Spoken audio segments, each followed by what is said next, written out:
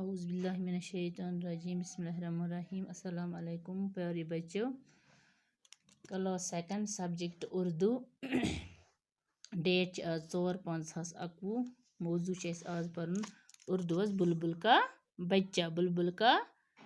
बच्चों second class second आज पर्न बुलबुल का बच्चा जैसे खिचड़ी सरहाने अकेला वापस खिचड़ी गई कशर पे खेचर इस दाल तो बत रना तथ वन खिचड़ी रल ये दाल तो बत रना तथ वन खिचड़ी सरहाने गो सर के पास कलस नजदीक अकेला गो तन्हा कुन जुन वापस गन या वापस उन वन वापस गो वापस उन कशर पे अत वन वापस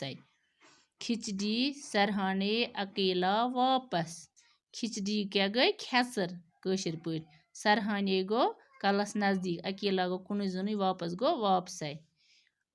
पत परो बुलबुल का बच्चा यह नज़म पढ़ बुलबुल का बच्चा सन नज़म पढ़ खाता था खिचड़ी पीता था पानी खाता था खिचड़ी पीता था पानी बुलबुल का बच्चा गाता था गाने मेरे सरहाने बुलबुल का बच्चा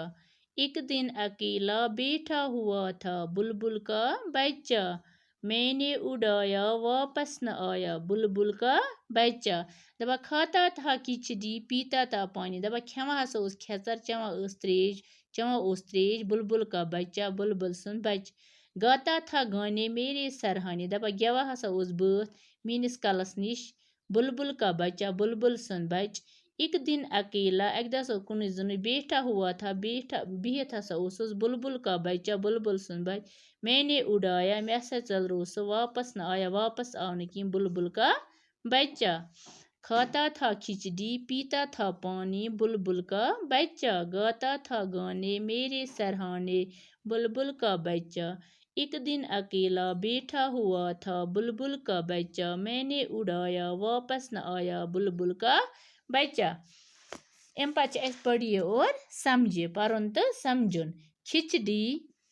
एक खुराक जो दाल और चावल को मिलाकर पकाते हैं इसमें कशर पे वो दाल तो बत रन यकजा खिचड़ी एक खुराक जो दाल और चावल को मिलाकर पकाते हैं सरहाने सर के पास अकेला तन्हा खिचड़ी एक खुराक जो दाल और चावल को मिलाकर पकाते हैं सरहाने सर के पास अकेला तन्हा दबा सोचिए और बताइए दबा सोचू तो वन्यू खिचड़ी कौन खाता था खिचड़ी कौन खाता था खिचड़ी कुस खेवा बुलबुल का बच्चा अच्छी जवाब बुलबुल का बच्चा बुलबुल का बच्चा क्या उड़ने के बाद बुलबुल का बच्चा वापस आया तो ये हसा बुलबुल सुन बच्चों सा आवा वापस नहीं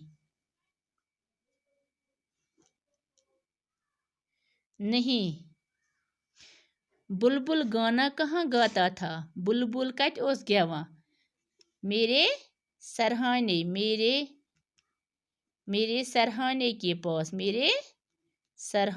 के पास मीनिस कलस निश हसा वना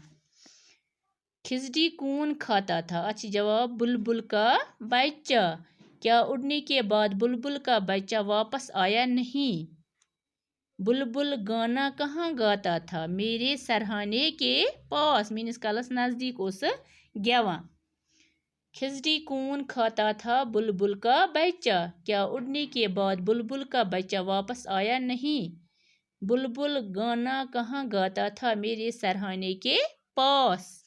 यम तह पन्नी कॉपी पे लेखन यम सवाल यह जवाब इथे कन अम लेखन पे हरूफ अलग अलग करके लिखिए यम यथी पे लेखन यम कॉपी पे लेखन कि यथी पे लेखन